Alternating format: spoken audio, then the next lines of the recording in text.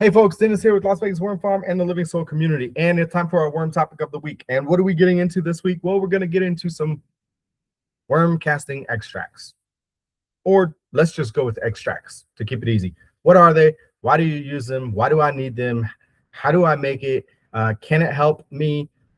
What does it do for my plants? It's summertime. Is this even useful? We'll cover all of that here in the beginning. But the first thing we'll start out with is, what is an extract? So a lot of people think that an extract is the same thing as a tea, and it's not. It's different. A tea is something that you brew. It is something where you use an aerator. You also put a food source into the liquid, and then you brew it for a certain period of time, whether that's 24 or 48 hours. That's a tea. And I know you're probably thinking, well, what the hell is an extract? What's that? All right. Extract, what we're doing is, instead of feeding biology and trying to get it to multiply, we're just going to pull off or extract the microorganisms off of the organic material into a liquid solution, and then we can use that liquid on our plants. That's what an extract is. Now, we're specifically going to talk about worm casting extract, but an extract could be a number of different liquids as well, where you're pulling off the biology and then using it as a liquid somewhere else. Again, let's talk about one more thing. One other liquid that's usually associated with worm bins, right? It's usually tea, extracts, and then we have leachate. Okay, leachate is the liquid that leaches through all of your worm bin and collects into the bottom. Okay, and some of these worm bins, they got a nice little tap at the bottom where the liquid comes out, right? And people use that. I would recommend that you not use that, and I'm going to tell you why. Okay, there's a time and a place for everything. If you've got food in your worm bin and it hasn't been broken down yet, right, and you're continually adding things into that worm bin and they're breaking it down and breaking it down, but you still see food in there, here's what's going to happen. If there were any type of pathogens or diseases on that food, or they grew on that food from the time you had it until the time it hits the bin, those microorganisms are going to flourish and multiply. Now, what's going to happen is, when you water your worm bin, that liquid, or the liquid that's already in that food, will actually leach through your worm bin and end up in the bottom. And most of the time, if you've ever smelled this leachate, if it's been sitting there, right, it smells awful. It's horrendous. And if that's what you're smelling, get rid of it. That's not something that you want to put on any of your plants that you're going to feed your family. Okay, if it's an edible, I wouldn't recommend it. If it's ornamental, that's up to you. I still don't recommend you use it, but that's the difference between a leachate, a tea, and an extract. A leachate leaches through. Now, there are some instances where a leachate would be okay to use, right? And that is if you have a finished worm casting, all of it's been processed, there's no more organic material in there, right? And you are putting water through that system, and the water comes out at the bottom. If that liquid or that flows through that entire worm casting bin, or the worm bin, or all of your worm castings, and it ends up in the bottom and it doesn't smell awful, then you're probably okay to use that stuff. That's the difference between a tea, extract, and a leachate. All of these are associated with a worm bin. But what we're really going to dive into is the worm casting extract. So why would I ever use this? Why are extracts a thing? Well, maybe you want to increase your microbial diversity. What does that mean? Okay. Microbes make nutrients in your soil. If you are lacking microorganisms in the soil, you aren't creating any nutrients for your plants, unless you're adding soluble nutrients in the form of some type of chemicals, or you make your own liquid amendments that have soluble nutrients in them, and then you're feeding your plant. But why would you use worm casting extract? I would use it whenever I see a deficiency. If my plants aren't looking well, then I would probably use an extract. There's something going on. They don't have access to either moisture, either air, water, or nutrients in the soil, right? Or sunlight, but hopefully they're getting sunlight. So I will check all of those to make sure that all of those are in place. If I don't have an irrigation system in place, then I need to make sure that's in place, because water is key to life.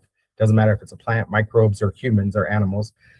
We got to have water, right? So I would use an extract whenever I see an issue with my plant. And the reason for that is because usually when my plant has an issue, there's a deficiency that it's having. It's not getting enough nutrients from somewhere, so then it's going to start limping, crying, doing things that we would identify as something's wrong, right? Leaves start changing colors, leaves start falling, it starts cannibalizing itself from the bottom to the top, right? If any of these things start to happen, I would probably go for my extract because I don't know exactly what's going on, and it's a multivitamin for my soil. So who should be using an extract? Well, anybody. If you've got plants that are growing that are in soil with biology, then you should probably be using extracts. And the reason for that is because your plants need the microorganisms to be able to make to need the microorganisms to turn organic material into food for the plant, right? So if you're growing vegetables, you should probably use worm extract, worm castings extract. If you're in a raised bed, worm casting extract. In an orchard, in a vineyard, in a field, have a lawn, have ornamentals, cactus, succulents, anything that grows, it probably needs microbes. So at that point, I would add some microorganisms into the soil in the form of a worm casting extract.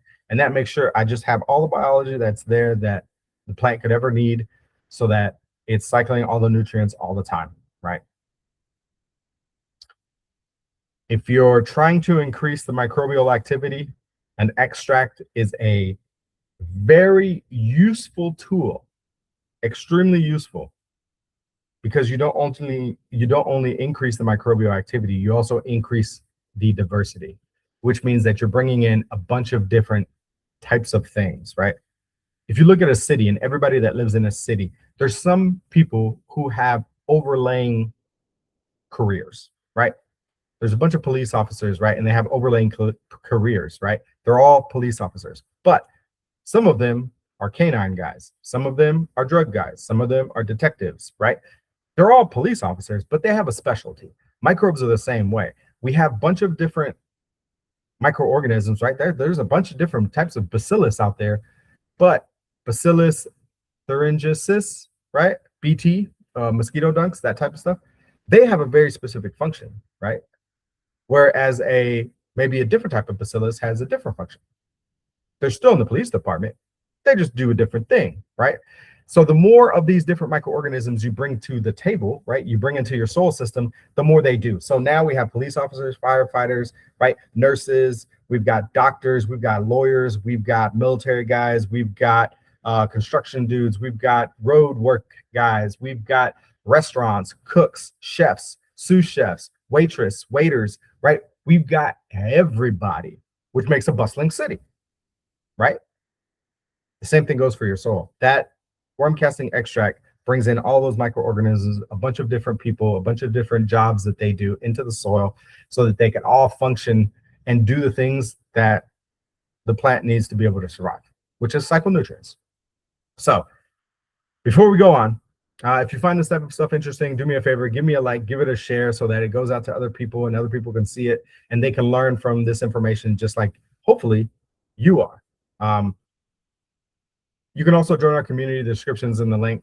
But now let's get back to it. So we left off on who should use it. Now, where should you use it? Well, you should use it everywhere. We talked about all the plants and everything that you should be using it on. You should be using it everywhere. Now, extracts work really well as a soil application, right? We're putting it onto the soil. But extract can also be a benefit on leaf surfaces, right? So on the plant itself. And the reason we do that is because some of these microorganisms, they will actually stick and they will create a protective layer around that plant, right? So when we use worm castings, they're full of beneficial microorganisms, and those beneficial microorganisms can do a lot of things, right? Police officer, nurse, cook, chef, right? Waitress, waiter, all these, they all have different jobs. And some of these microorganisms are actually there to be able to protect the plant. And sometimes it's protecting the plant for the leaf surfaces. on the leaf surfaces or the stems, but it can also protect the plant in the root zone. So application for the soil is the normal way that we can use it, or the normal way we should use it, but you can also apply it to the leaf surfaces. Now, one thing we want to remember is that when we're applying it, we want to make sure that we apply it uh, everywhere, as in like everywhere in the root zone, right? We don't just want to put it where the plant is at. We want to make sure that we surround the entire area. The reason for that is those roots are actually going to go out farther, right? And we want to make sure that when those roots go out farther, there's microbes there to give the nutrients to the plants. So we're going to make sure we're doing that everywhere. If you're going to spray the plant, make sure you're spraying the entire plant, all of the leaf surfaces, make sure that it's good and covered if you're going to be doing that. Do you have to move the mulch out of the way in order to spray it? No. Do you have to move the compost out of the way? No. Do you have to do anything special? Yes, you do. Okay. And that's the next thing we'll do. How do we actually apply these extracts, right? So the way we actually apply them is either by a spray, whether you use a spray bottle or you can use a sprayer attachment, right? You've seen those fertilizers that you attach to your hose that spray out, and it has a container. You can put your extract in there and that will spray it out. There are a few caveats on there. You want to make sure you move all the screens. You don't want anything to kill all the biology in there, right?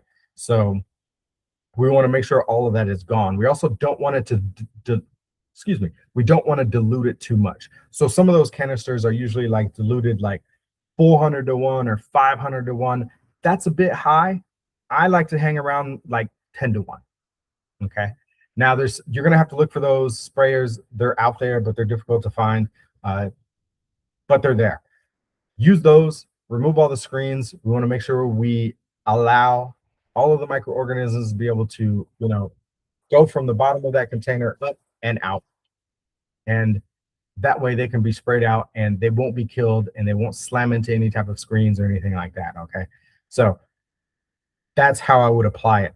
Those sprayers are really good if you're trying to do the leaf surfaces and on the soil, right? Because you can spray all of it up and down. Now, you can also buy different apparatuses where you can have a pump, you can have a Venturi pump, you can have a regular electrical or mechanical pump. Just make sure that's a diaphragm pump if you're going to be doing that.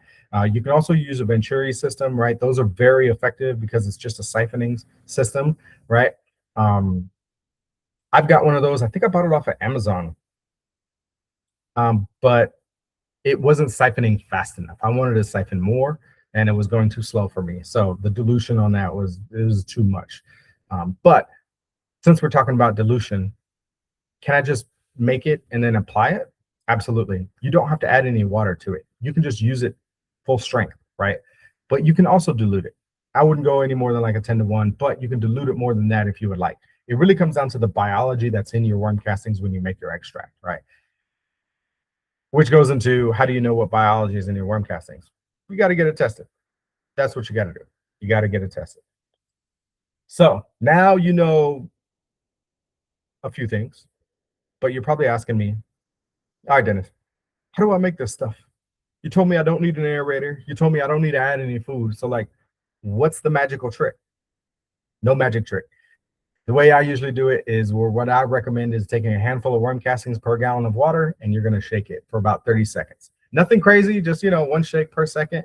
And then whatever you got left over in the bucket, the liquid, that's what you're going to use, right? Now, again, you can add, some water to that if you have more area that you want to cover, or you've got a limited supply of worm castings. If you do, then buy some more or maybe create a worm bed. But that's what I would do. Super simple. The key here is we're working with biology, so make sure the water is dechlorinated. You can let it sit for 24 hours to let the chlorine gas off. Now, if you've got chloramine in your water, that's a whole different animal, and the water district would be able to tell you if you have that or not. Usually those are municipalities. Geez, that word came hard. Municipalities that are adding that stuff to your tap water. Here in Vegas, they don't use chloramine. They only use chlorine. You can definitely smell it. So just make sure you let that sit out for about a day to gas off. And then you can use that water. Can you use bottled water? Sure. I would recommend using spring water. I would not use anything that has distilled water on it, because you're going to be killing microbes at that point. More science, more stuff. Another topic for another day. But That's what I would do.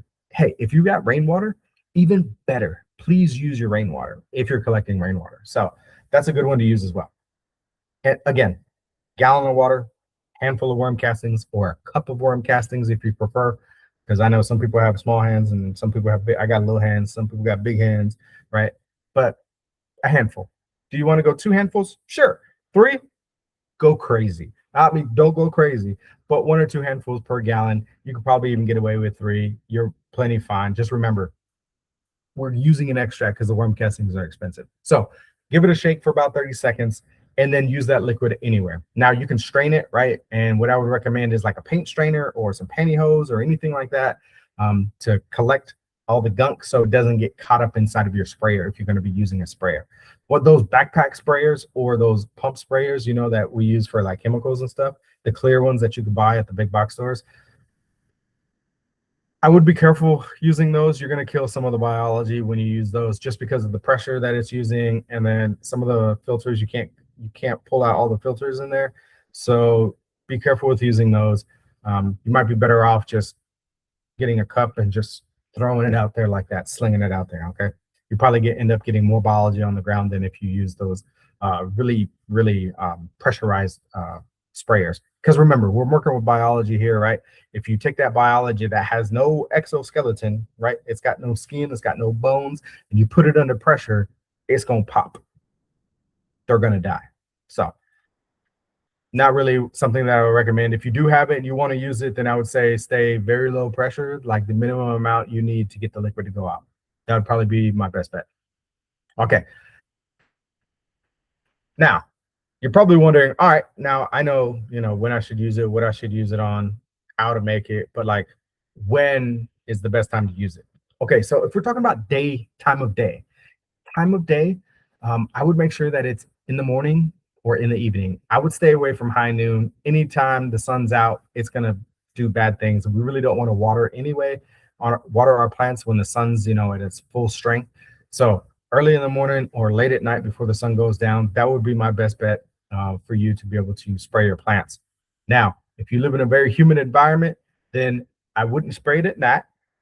I would stay away from the nighttime because you can probably increase your chances of mold and mildew and some other fungal diseases. So then do it in the morning, right? But if you live in an arid environment like I do, doesn't matter. 8% humidity, it's going to dry up pretty quick, right? So morning, evening, stay away from the middle of the day. That would be my recommendation for time of day. Now, throughout the year, when do I use it? Well, first time I would use it is if my plants are struggling. Anytime my plants are struggling, I want to make sure I get it out there, right? Anytime the seasons change. So if we're going from winter to spring, use it. Spring to summer, use it. Summer to fall, use it. Fall to winter, use it. Winter to spring, use it. You see what I'm saying? Anytime we're transitioning, I would use it. Anytime we have a deficiency, I would use it. That's a good time to get your biology out there to make sure that everything's good to go for that season, right? Did I miss anything? I think that's about it. Yeah, that's when I would use it throughout the year.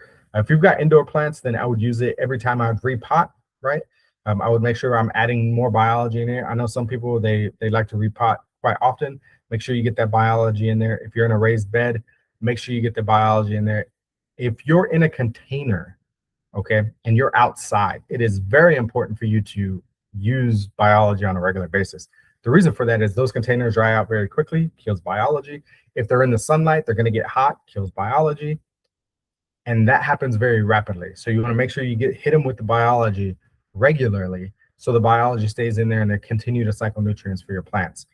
Containers, when they're small, they're very difficult to get the biology alive sometimes, depending on your climate. If it's really, really cold, it's going to be hard to keep them alive in a small container. If it's really, really hot, same thing. If you're in a mild environment, right, and you're living in the coast of Florida or the coast of California and it's wonderful all the time, then you've got no problems in a container, right? Because the weather is nice. But for the rest of us that live anywhere else, we're going to struggle. We're going to struggle a little bit. So if you're in a container, just make sure to use that. If you're in a raised bed, and what I mean by raised bed is you can put your hands underneath it, right? As in like there's air that floats all around the bed, right? Make sure you get the biology out there, especially if you're using the wood ones where the air flows through and it can dry it out. Make sure that you're adding the biology in there because that, if it dries out, the biology is going to die. That's super important. Now, if you raise beds on the ground, connected to the ground, not so much an issue, not a big deal, right? Get the biology out there on a regular, before the season starts, as you're having issues, and you should be perfectly fine. What else? I think that's about it. If you guys think I missed something, or a growing medium that I missed, or a container, a system, then let me know. What can you expect? Well, nothing really quickly. Okay, Mother Nature works in slow, mysterious ways sometimes. But what you'll actually see is that if your plant is exhibiting some deficiencies, it'll bounce back. Usually within a few days to about a week or two, you'll see some improvement in that plant. Now, over a longer period of time, let's say a season, you're going to see different things in the soil. Okay, you're going to see that the soil becomes more fluffy, nicer consistency. You're going to be like, ooh, this is like something that I bought at the store, like the expensive stuff. It's going to start looking like that. It's going to be able to hold more moisture. You're going to see that it holds on to a little bit more moisture. And the plants, you're going to see that they will probably put out more roots if you're pulling your plants out. They will start putting out more roots. So improved nutrition for your plant, improved growth, which is going to directly correlate to more flowers, more blooms, more fruits and veggies, right? And all of the things that we really want in our gardens when we're trying to grow stuff. So extracts are a fantastic thing to use all the time, especially when we're using worm casting extracts. Get it out there. The biology will help the soil system flourish. It will. Now, I know somebody is probably going to ask me about hydroponics, aquaponics, or soulless medium and adding biology to all of those things. I wouldn't. I would stick with soil. The biology that's made in the soil is meant to be in the soil. It's not necessarily meant to be in these other systems. So I would keep it out of there for a multitude of different reasons. One being they might create glues and start gunking up your equipment, which is not a good thing. So yeah, use extracts. Definitely make them at home. If you've got a worm bin, there's no reason you can't use them. If you're like, I don't make enough worm castings, and use an extract to make your worm castings go a farther distance.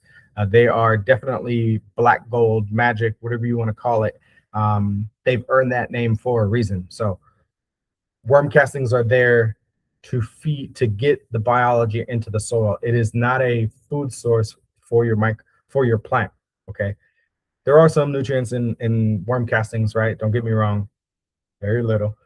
But what you're trying to do is get those microorganisms into the soil, into the root zone of that plant. So hopefully that's been helpful. Hopefully you've learned something new today. Thanks for watching, and we'll see you on the next one. Bye for now.